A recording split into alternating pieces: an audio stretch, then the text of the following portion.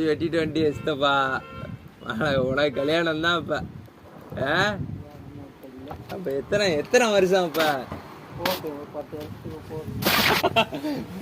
10 வருஷமா? ஏன் சித்தப்பா அவ்வளவு?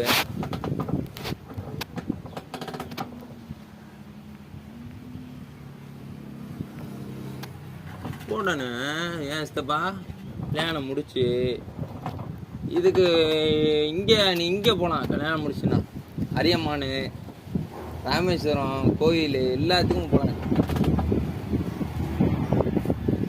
ஏற்காடு எல்லா காடுக்கும் போனா சித்தப்பா. நீ கல்யாணம் முடிச்சுனா ஏற்காடு கழுவி விட்டுருக்கியா?